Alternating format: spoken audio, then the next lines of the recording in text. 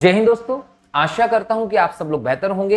MP GK की question series में एक बार फिर से आप सभी का स्वागत है। दोस्तों, एमपीजीके की क्वेश्चन सीरीज का आज का हमारा ये 30वां लेक्चर है, जिसमें हम मध्य प्रदेश की सांस्कृतिक धरोहर स्थल और मंदिरों के बारे में डिस्कस करने वाले हैं। हमने देखा है पिछली जो भी परीक्षाएं रही हैं व्यापम की, विशेष तौर पर एमपीएसआई कांस्टेबल पटवारी की बात करें, एमपीपीएससी प्रीलिम्स की बात करें, तो यहाँ पर आपको मध्य प्रदेश की धरोहर स्थल हो या मंदिरों से क्वेश्चन देखने को मिले हैं। और कई बार स्टूडेंट्स से ये क्वेश्चन छूटे भी हैं, तो हमारा ये प्रयत्न है कि हम इसमें इंपॉर्टेंट क्वेश्चंस इससे संबंधित सॉल्व करें, ताकि आने वाली परीक्षा में अगर यहाँ से कोई प्रश्न देखने को मिले तो उसे आप बिना किसी प्रॉब्लम के आसानी से बना सकें। क्लियर दोस्तों? तो चलिए शुरू करते हैं आज के इस लेक्चर को, जिसमें आज का आपका पहला प्रश्न है, मध्य प्रदेश का वह मंदिर जहां देश का पहला सेव बुक पैलेस बनेगा।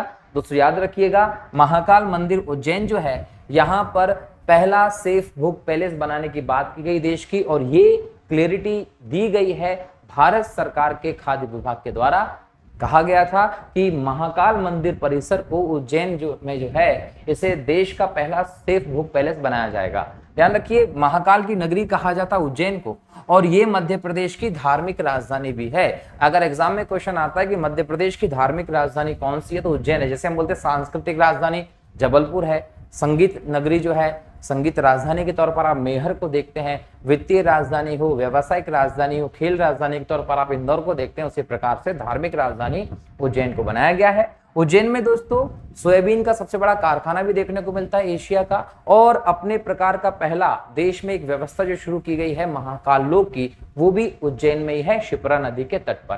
क्लियर? यहाँ जो महाकालेश्वर का मंदिर है दोस्तों, वो परमार समय का दिखाई पड़ता है। जब राजा भूत शासक हुआ करते थे उस समय इस पर स्थापित किया गया था, लेकिन समय समय पर महाकाल मंदिर को तोड़ा गया, और इसमें सबसे बड़ा आक्रमण आपको देखने को मिलता है 1234 में, जब इल्तुतमिश गुलाम वंश का शासक बना था, उसने यहाँ आक्रमण करके इसको तोड़ दिया था और भारी लूटपाट भी की थी। बाद में सिंधिया राजघराने के शासकों ने इसका पुनर्निर्माण करवाया था, ये भी आप लोगों को ध्यान रखना। क्लियर? चलिए आगे बढ़ते हैं। अगला प्रश्न है, मध्य प्रदेश के खजुराहो के मंदिर को बनाने वाले कौन से परिवार के राजा थे? याद रखिएगा, खजुराहो के जो मंदिर है वो चंदेल राजाओं के द्वारा बनाए गए थे। 950 से लेकर 1050 ईस्वी का वो समय था जब खजुराहो के मंदिरों का निर्माण किया था चंदेल राजाओं के माध्यम से। इसमें सर्वोत्कृष्ट का उदाहरण, सबसे बड़ा जो मंदिर हमें देखने को मिलता है, वो धंगदेव के द्वारा बनवाया गया 999 ईस्वी के आसपास कंदरिया महादेव का मंदिर है। जो कंदरिया महादेव का मंदिर यहाँ पर आपको फेमस देखने को मिलेगा दोस्तों, इसके जो गेट है उस गेट पर यक्ष यक्षाणियों की प्रेम मुद्रा में आपको मूर्ति भी देखने को मिलती है। तो यक्ष यक्षिणियों की प्रेम मुद्रा में मूर्ति कहाँ देखने को मिलती है?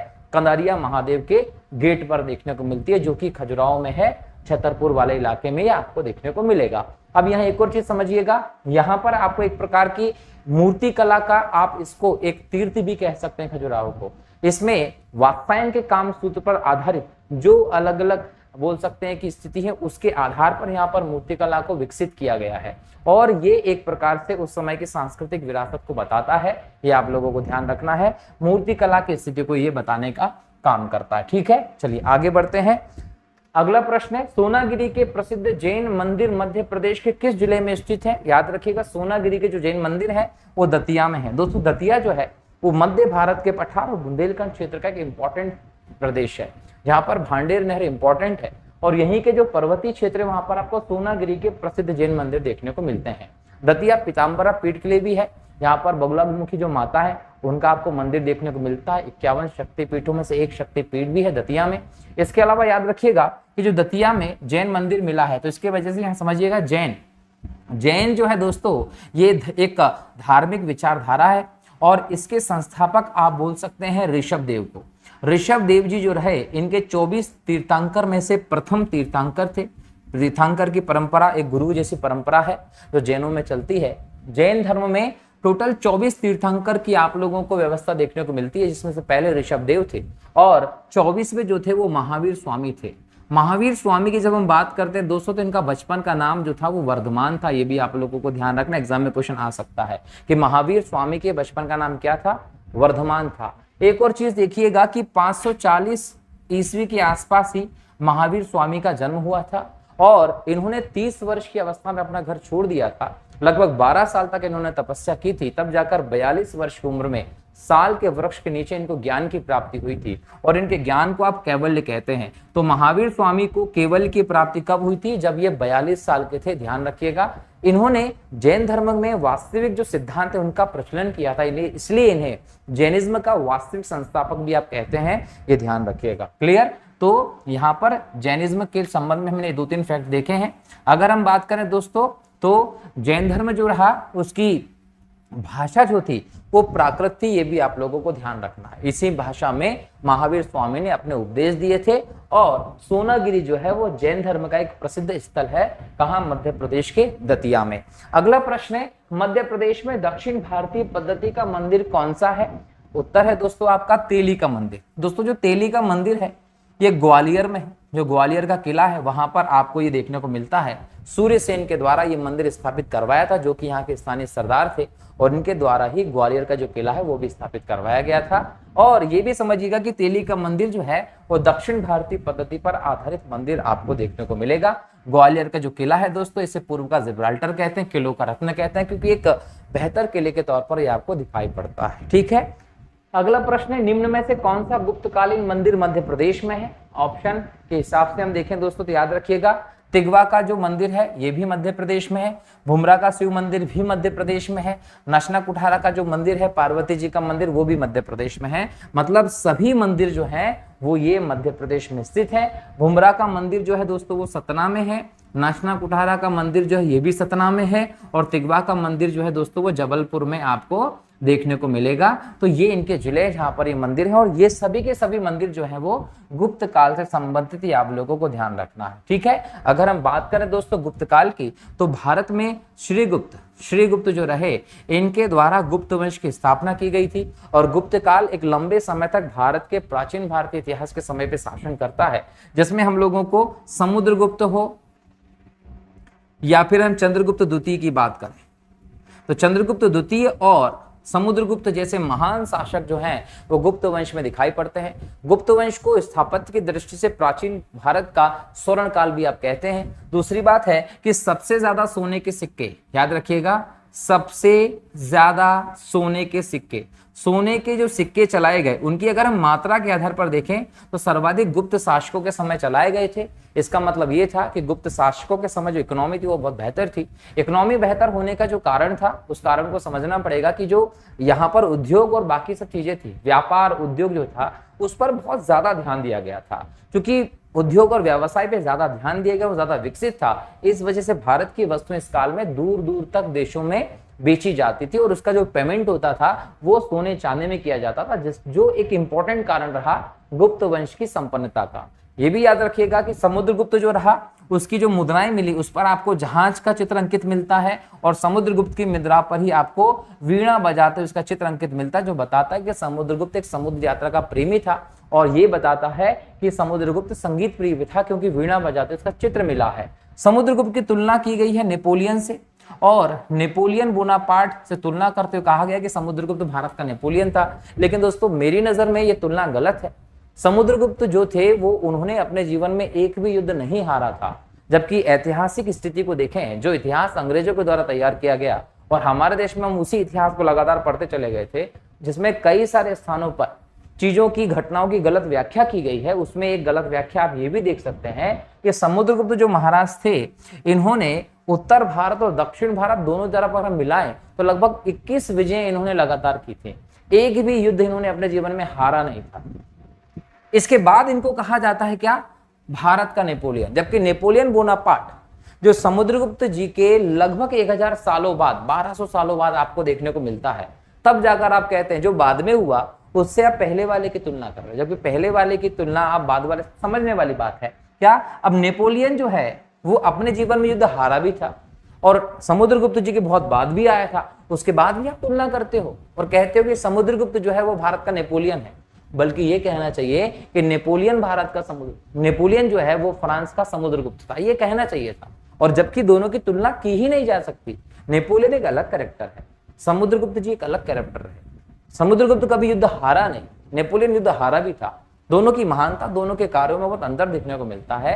उसके बाद आप दोनों की तुलना करें सही प्रतीत नहीं होता, लेकिन फिर भी एग्जाम में अगर प्रश्न देखने को मिले तो भारत का नेपोलियन समुद्रगुप्त जो कहा गया था।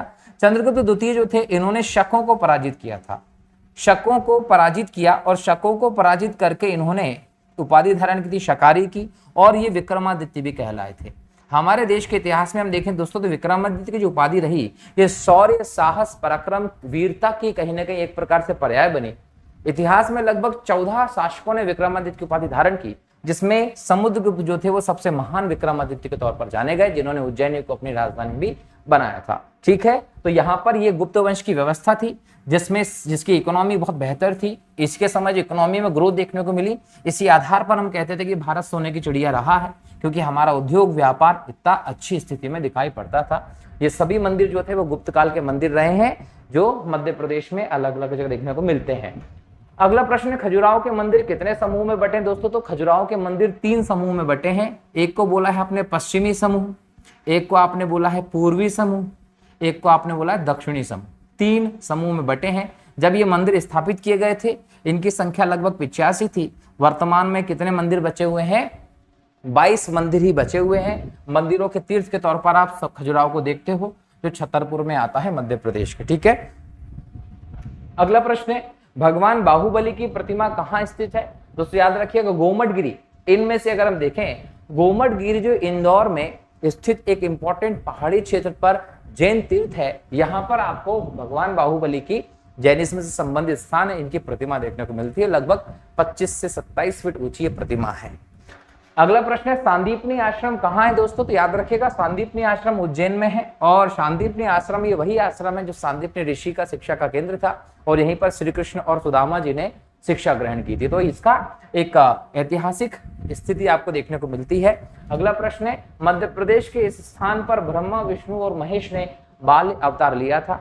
याद रखिए चित्रकूट। चित्रकूट मध्य प्रदेश के सतना में एक इंपॉर्टेंट तीर्थ स्थल है, जहां पर श्री राम ने अपने वनवास के लगभग 11 वर्ष बिताए थे, और यहीं पर जब सती अनसुईया की परीक्षा लेने के लिए ब्रह्मा, विष्णु, महेश आते हैं, तो उन्होंने इन्हें बाल अवस्था में उनका कहीं ना कहीं परिवर्तन करवा दिया था और उन्हें अपना दूध पिलाया था। तो इस प्रकार की व्यवस्था भी आपको कहाँ देखने को मिलती है?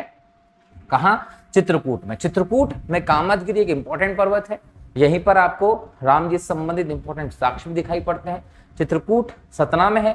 सतना जो है इसको दोस्तों आप संगीत की नगरी आप कह सकते हैं, क्योंकि यहाँ पर मेहर है, जिसको हम संगीत की नगरी के तौर पर जानते हैं। सतना सीमेंट उद्योग के लिए बहुत ज्यादा फेमस है, ये भी आप लोगों को ध्यान रखना है। अगला प्रश्न है, माई का मंदिर कहाँ स्थित है दोस्तों? अमरकंटक में माई का मंदिर स्थित है। अगला है, मध्य प्रदेश में 52 गजा क्यों प्रसिद्ध है?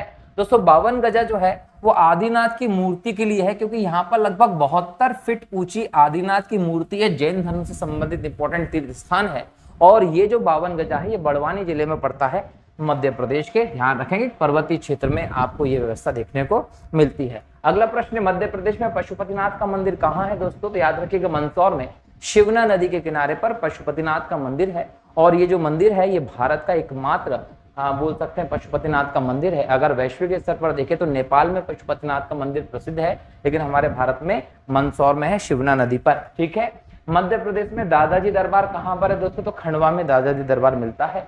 अगला प्रश्न है, पीताम्बरा पीठ कहाँ स्थापित है दोस्तों? तो दतिया में। दतिया में पीताम्बरा पीठ है, याद रखिए। अगला है दोस्तों, धार में कालका देवी का मंदिर किसने बनवाया था? दोस्तों धार जो रही है परमार राजाओं की नगरी रही है, और उनके द्वारा ये स्थापित करवाया गया था। इसके इंपॉर्टेंट शासक जो थे वो राजा भोज थे, और राजा भोज ने ही अपने निर्माण कार्यों के अंतर्गत कालका देवी का मंदिर भी धार में बनवाया था। तो परमार राजवंश इसका सही उत्तर है।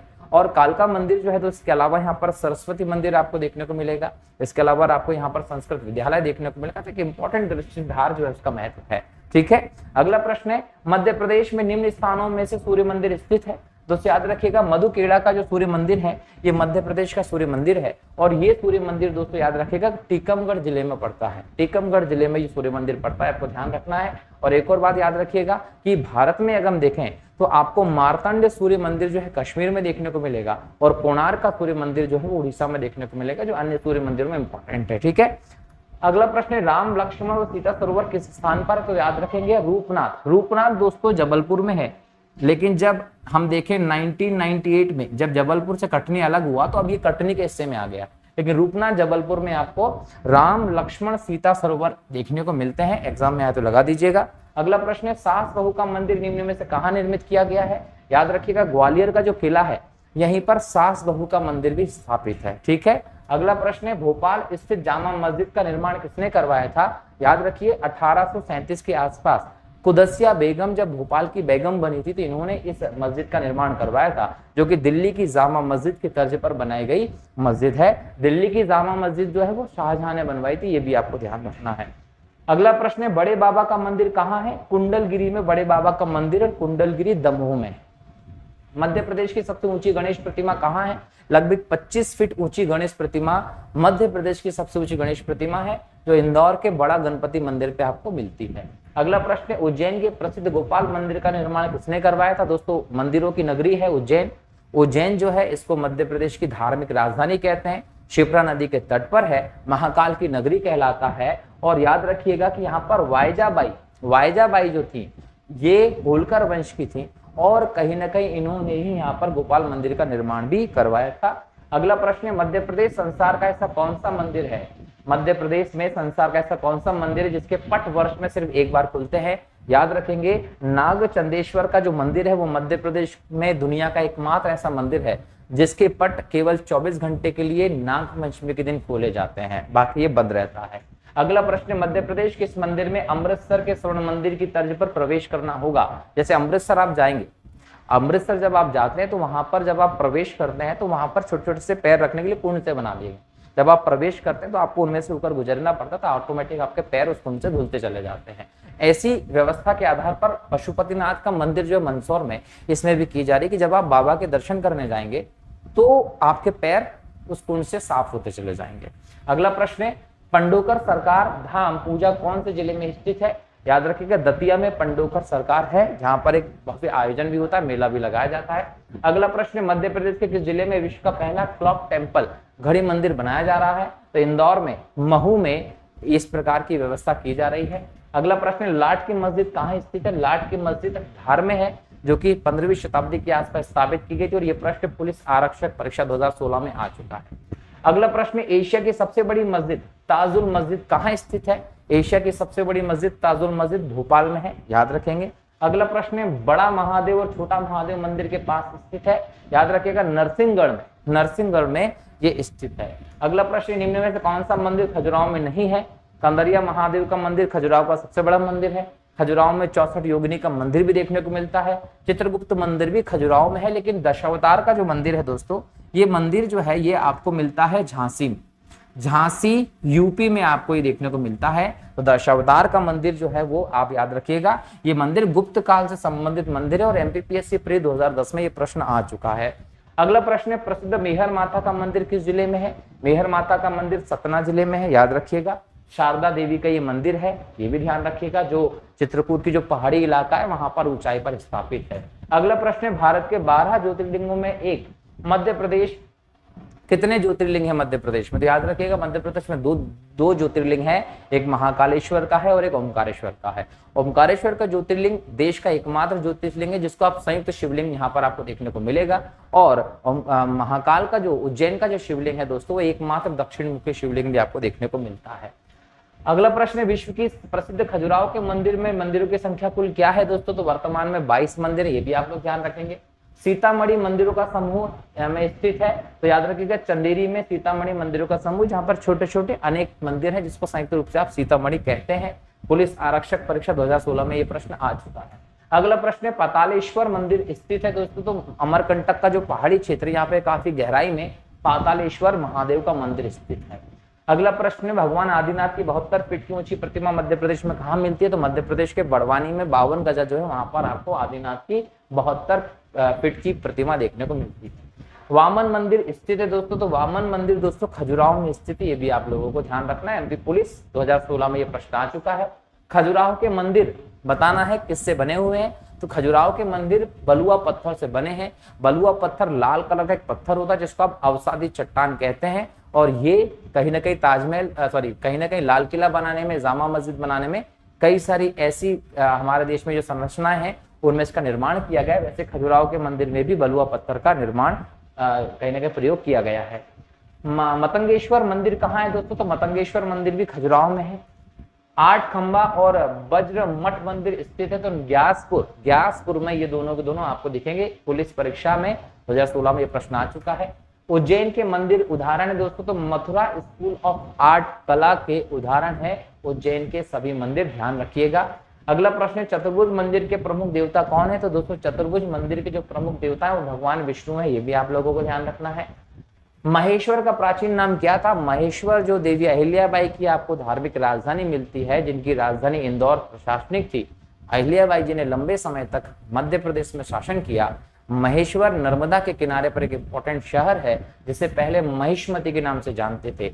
उज्जैनी उज्जैनी जिसको हम पहले अवंती कहते थे, अवंती दो भागों में विभाजित हुआ था, एक उत्तरी अवंती और एक दक्षिणी अवंती। उत्तरी अवंती जो था उसकी राजधानी उज्जैनी हुआ करता था और दक्षिणी अवंती जो हुआ करता था उसकी राजधानी महिष्मती हुआ करता था, जिसमें एक समय पहले हैहय वंश के राजाओं ने भी शासन किया था। ठीक है, आगे दोस्तों खजुराहो मंदिर से चोरी हुई उस प्रतिमा का क्या नाम था जिसे कनाडा के प्राइम मिनिस्टर स्टीफन हार्पर ने भारत के प्रधानमंत्री नरेंद्र मोदी को सौंपा था? ये प्रश्न पुलिस आरक्षक परीक्षा 2016 और 17 एमपीपीएससी प्री में आ चुका है, जब ये करंट अफेयर के तहत ये प्रश्न आया था। और पैरट लेडी जो था उस मूर्ति का नाम था जो पहले चोरी हो गई थी और हमें मिली थी कहां से?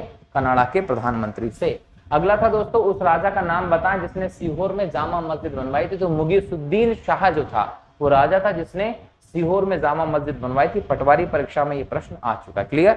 ठीक है दोस्तों, तो इस प्रकार से हमने मध्य प्रदेश में धरोहर स्थल और मंदिरों से संबंधित कुछ आइडियल प्रश्न देखे जो एग्जाम में आपको देखने को मिल सकते हैं। अगर आप लोगों का सुझाव है पर्टिकुलर किसी एक सेक्शन पे आप प्रश्न चाहते हैं तो आप कमेंट में लिख सकते हैं, या फिर आप हमें लिंक में जो टेलीग्राम चैनल का दिया हुआ है उस पर आप मैसेज कर सकते हैं, उस चैनल से जुड़ के STS अकेडमी, तो वहां पर आपके सुझाव हम लोगों को प्राप्त हो जाएंगे और हम उसके हिसाब से आपको लेक्चर भी दे सकते हैं दोस्तों। और अगर किसी भी टॉपिक से रिलेटेड PDF आपको चाहिए क्वेश्चंस के उत्तर डिस्कशन की, तो वो भी आप लोगों को अवेलेबल हो सकती है, लेकिन उसके लिए आपको टेलीग्राम चैनल STS अकेडमी पर जाना पड़ेगा, जो हर वीडियो के लिंक में आपको देखने को जरूर मिलती है। और नहीं तो आप कमेंट बॉक्स में आप हमें बोल सकते हैं, कमेंट भी कर सकते हैं, जिसके थ्रू हम आपको हमारा नंबर अवेलेबल करा देंगे और वहां से आप PDF WhatsApp से भी प्राप्त कर सकते हैं। क्लियर दोस्तों? तो मिलता हूं अगले लेक्चर में फिर नए टॉपिक के नए प्रश्नों के साथ। तब तक के लिए बहुत बहुत शुक्रिया।